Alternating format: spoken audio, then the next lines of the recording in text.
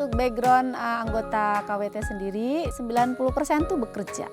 Nah paling yang di rumah yang 10% itu aja yang banyak membantu kita untuk piket paginya. Selebihnya kita pantau di sore hari aktivitasnya.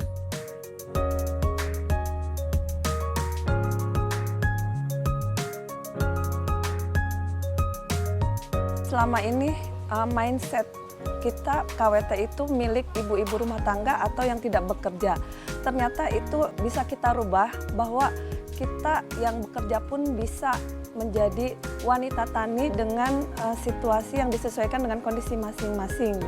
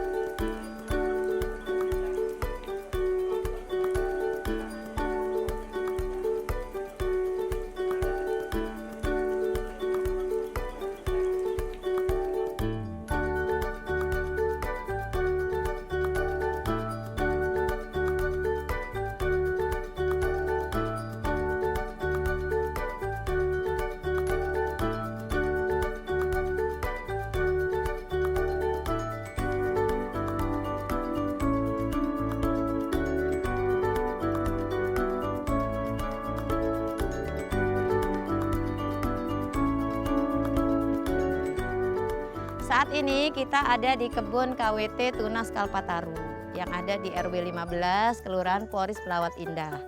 Nah, di sini kegiatannya adalah tanam menanam. Dulunya ini seperti tidak pernah orang mau lihat, seperti sampah. Jadi ada tumpukan beberapa sampah yang sehingga orang itu datang aja tidak mau. Akhirnya kita warga setempat dengan antisipasi, partisipasi, dan semangat kita merubah tempat sampah tadi menjadi suatu kebun. Awalnya tidak seperti ini, kita hanya tanam menanam karena hobi. Jadi kita kumpul tanam menanam 1-2 dari mulai 1 bedeng, 2 bedeng. Tapi berlanjut jadilah seperti ini sampai sekarang ini.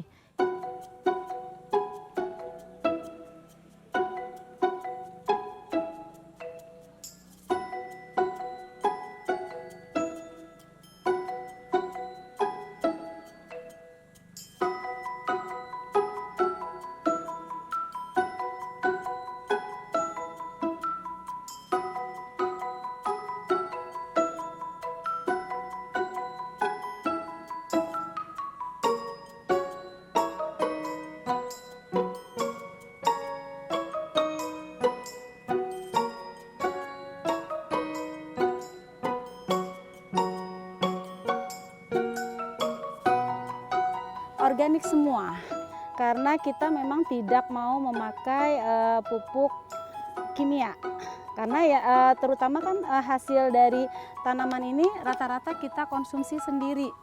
Terutama untuk anggota masyarakat sekitar kita, jadi kita mengutamakan kesehatan terlebih dahulu.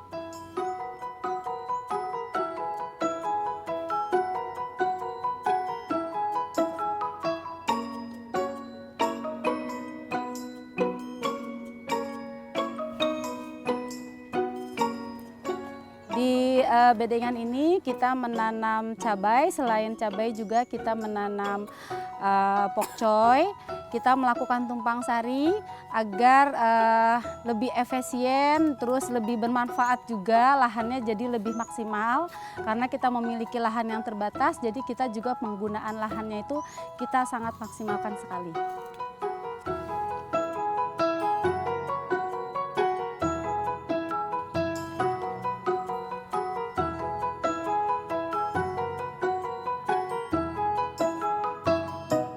KWT Tunas Kalpataru itu sebenarnya baru terbentuk pada tanggal 28 Oktober 2020 pada masa pandemi COVID-19.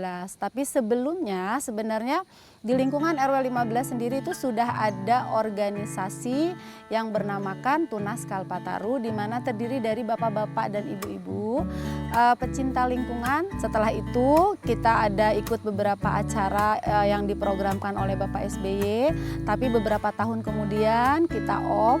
Setelah itu akhirnya pada saat pandemi karena banyak yang kerja di rumah, banyak yang WFH, mulailah tercetus bermula dari hutan kota kita. Waktu itu hutan kota kita itu tidak terawat, di mana pohon-pohonnya sudah besar-besar sekali, jadinya orang juga takut untuk ke situ karena terlalu lebat.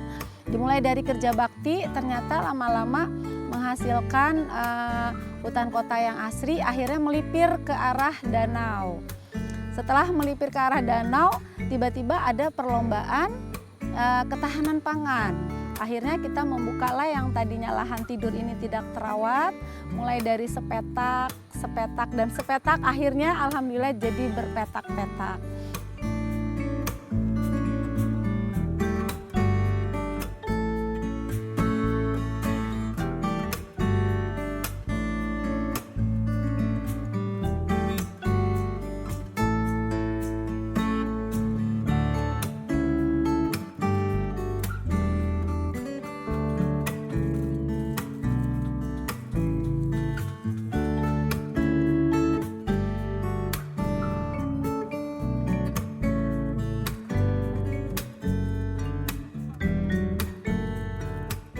Lagi kegiatan pruning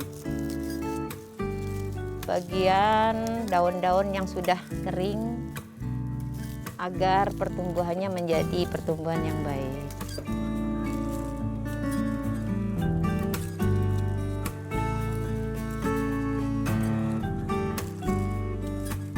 Untuk background anggota KWT sendiri di sini 90% tuh bekerja. Nah, di situ awalnya kita kesulitan juga karena mayoritas kerja semua, di mana yang pulangnya malam, bahkan ada yang pulang sampai jam 9 malam.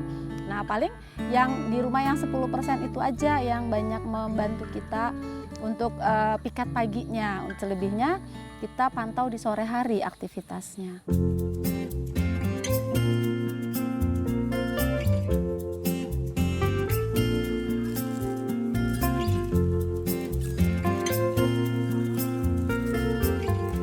Ada jadwal piketnya, jadi secara bergantian ibu-ibu KWT-nya secara bergantian berdasarkan piket. Tapi yang piket misalnya nggak bisa diganti oleh yang lain. Karena rata-rata ibu-ibu KWT sekarang karena sudah bekerja, jadi ada yang ini bujaksa, ada yang mengajar, ada yang di perbankan. Jadi rata-rata sudah punya kegiatan sendiri-sendiri. Tapi walaupun seperti itu, tapi kalau sudah piket, pulang jam 5 langsung OTW, langsung ke kebun KWT kita.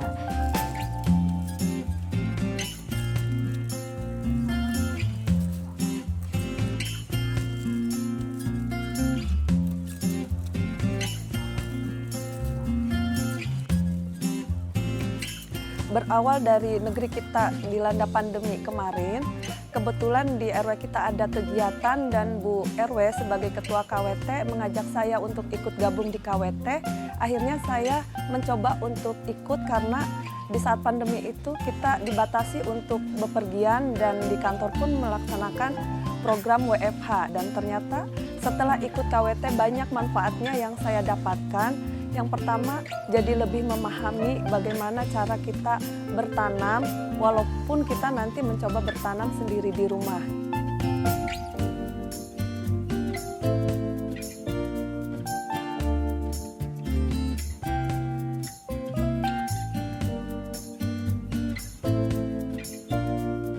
Saya seorang jaksa dan kantor saya di Jakarta Selatan. Jadi selama ini mindset kita KWT itu milik ibu-ibu rumah tangga atau yang tidak bekerja. Ternyata itu bisa kita rubah bahwa kita yang bekerja pun bisa menjadi wanita tani dengan situasi yang disesuaikan dengan kondisi masing-masing gitu. Jadi tergantung kita memanage waktunya aja gitu. Kalau kita ibu rumah tangga pun kalau kita nggak bisa memanage pasti nggak ada waktu untuk melakukan ini itu gitu. Tetapi kalau kita bisa memanage waktu, kita bisa kok melakukan apapun, apalagi berkebun ini positif ya. Jadi memang kita tuh diberdayakan untuk lebih tahan dalam segi pangan gitu. Jadi bukan hanya ibu-ibu yang tidak bekerja, tetapi kita yang bekerja pun bisa meluangkan waktunya di luar hari-hari kerja, ya di weekend misalnya seperti itu.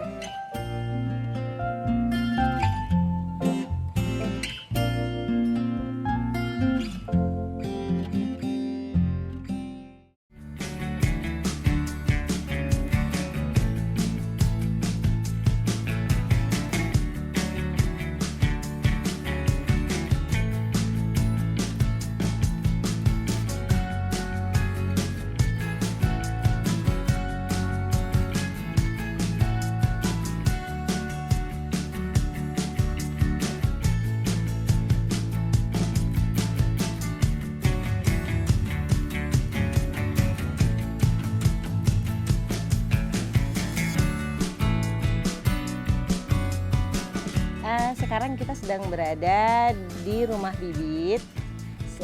Ini biasanya kita melakukan pembibitan sebelum kita pindah tanam, itu di sini bersama-sama. Seperti sekarang ini yang akan kita lakukan adalah kita pertama ini namanya tray ya, tray untuk pembibitan. Itu yang kita pakai adalah media tanam. Media tanamnya media tanam organik.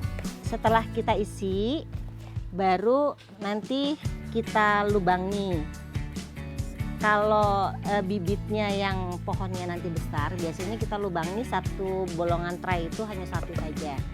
Tapi kalau untuk pokcoy ataupun kailan, itu bisa satu tray kita lubangi untuk 2 bibit, tetapi jaraknya agak berjauhan.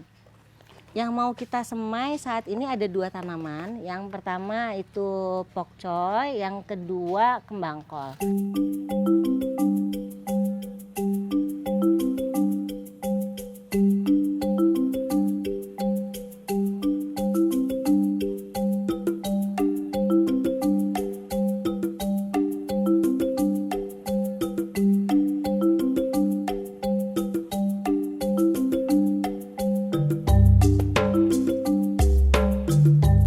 Pastinya segala sesuatu yang kita lakukan itu harus memiliki tujuan yang positif. Jadi salah satu tujuan yang utama itu menjalin silaturahmi antar tetangga. Dan yang kedua, kita bisa belajar lagi. Belajar untuk menanam, memelihara, juga memanen yang tadinya sama sekali kita tidak memahami. Bahkan kita tidak ngerti cara nanam pohon sayuran itu seperti apa. Terus selanjutnya yang ketiga, ternyata dari situ kita bisa membantu tetangga. Kenapa? Karena selain dijual hasilnya sesama anggota ke tetangga, ternyata itu kan menghasilkan uang untuk dibelikan bibit kembali.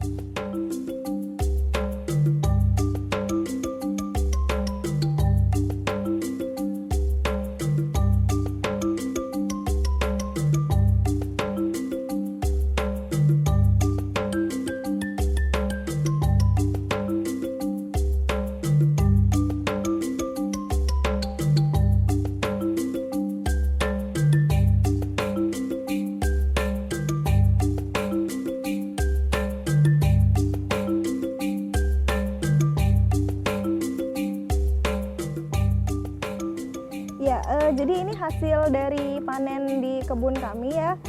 Sebenarnya ini masih bisa lebih besar lagi. Biasanya parenya jauh lebih besar daripada ini, gitu. Dan keunikannya dia memang karena organik. Jadi dari segi rasa pun berbeda dengan pare yang ada di pasaran. Karena kalau pare yang ada di pasaran biasanya warnanya lebih hijau. Mungkin bisa lebih tahu ya kalau yang di pasaran ini warnanya berbeda. Hijaunya agak lebih muda, gitu. Jadi kalau dari segi rasa juga jadi nggak terlalu pahit. Bahkan dari anggota kami suka biasanya kayak gini dicuci langsung dimakan gitu, karena memang ya tadi rasanya nggak terlalu pahit gitu, karena dirawat dengan baik juga gitu.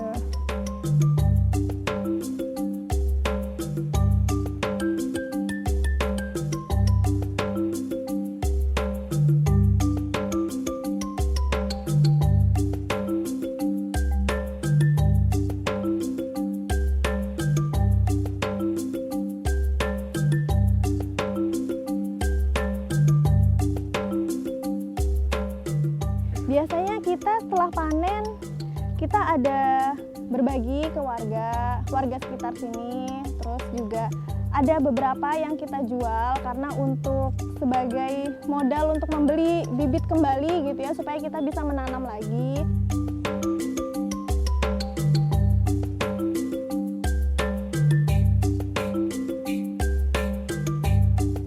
Kalau di sini kita menyediakan organik dengan harga terjangkau, itu juga yang menjadi keunggulan KWT kita. Jadi kita mematok harga untuk pokcoy 250 gram itu hanya 5.000 gitu. Jadi itu keunggulan kita yang kemudian menjadi daya tarik tersendiri gitu untuk warga akhirnya membeli juga di sini gitu. Selain untuk mereka konsumsi gitu kan, karena kan juga sehat gitu, karena ini organik.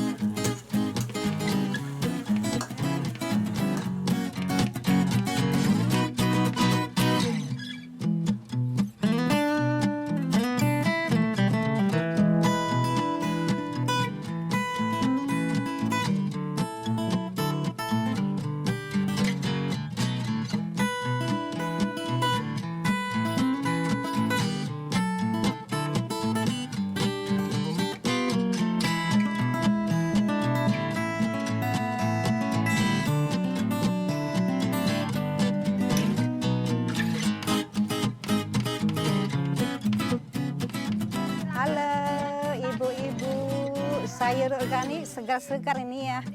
Buat kesehatannya sangat bagus, luar biasa ini ibu-ibu. Ini buat kita kesehatan organik bagus sekali ini. Buat tanaman-tanaman ini makanan sehat loh. Beda sama sayur yang biasa. Sayur biasa itu kan ada pupuk yang ada obat ya. Nah, terus di sini kan alami. Masak juga beda. Buat kesehatan sangat luar biasa bagus. Itu aja. Ini udah berapa lama vegetarian? Aku hampir 20 tahun, Bu. 20 tahun. Iya. Jadi rasa sayur itu kan kita di hari-hari konsumsi sayur ya, namanya VG ya. Nah, jadi sayur yang organik ini sangat bagus. Terima kasih ibu-ibu rajin, warga di sini sangat rukun sekali. Kasih ya, Pak. Makasih Ibu, sayur segar ini. Iya, makasih Ibu.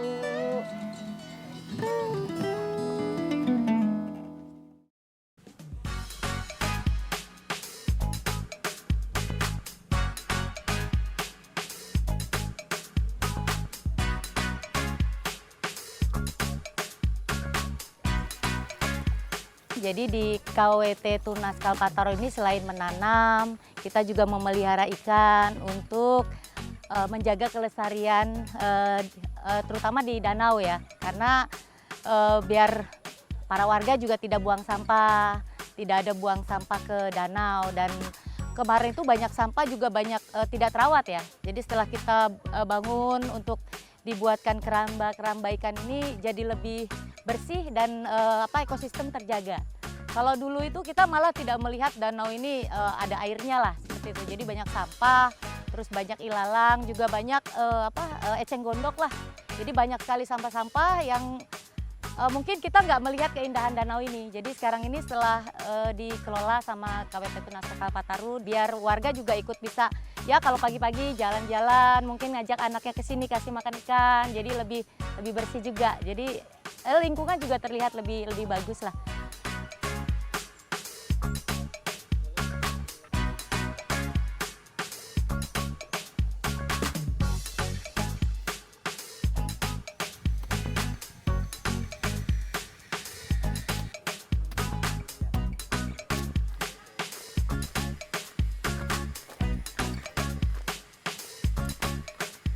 selain sayur mayur yang sudah dilakukan oleh ibu-ibu KWT, bapak-bapak di sini fokus pada tanaman keras. Kenapa tanaman keras? Karena tanaman keras suatu saat akan tumbuh tinggi, besar, dan akan menjadi modal penghijauan di sekeliling area kita. Jadi lumayan untuk menutupi sinar matahari bila kita ada berkegiatan di area KWT ini.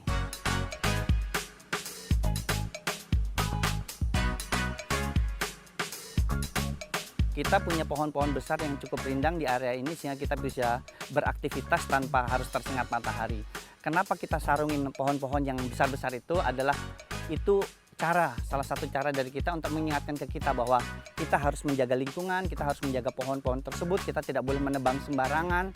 Karena setiap penebangan pohon di sini harus didiskusikan kencang sekali dengan antar sesama kita gitu. Jangan sampai apa yang sudah kita tanam, yang sudah kita lindungin itu hanya dengan sesuatu hal yang tidak diinginkan cepat sekali dipotong gitu. Jadi kain Bali yang kita sarungkan ke pohon itu bukan ritual agama, tidak ada hubungannya dengan agama. Itu hanya mengingatkan kita sebagai makhluk Tuhan untuk melindungi sesamanya. Jadi itulah fungsinya kain itu, kenapa kita lingkarkan kepada pohon-pohon yang besar.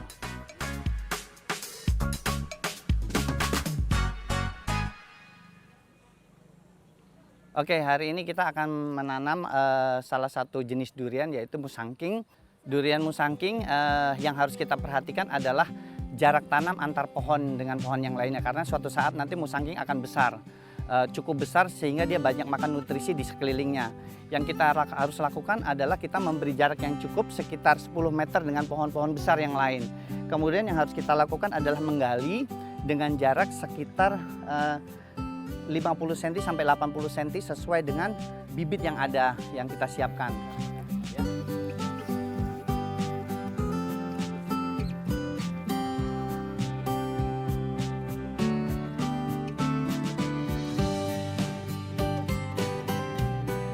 Tumbuhlah tegar, sahabatku. Mantap. Mantap.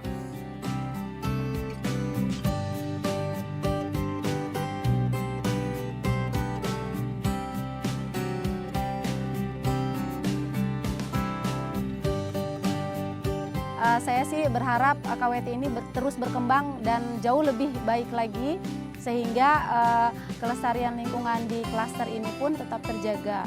Terus yang kedua, mungkin harapan saya semoga KWT ini terus mendapat support dari dinas-dinas pemerintahan sehingga menjadikan KWT kita KWT yang bisa dicontoh oleh daerah-daerah lain. Pastinya tidak ada kata putus asa, segala sesuatunya bisa berubah asal ada kemauan. Kuncinya itu aja.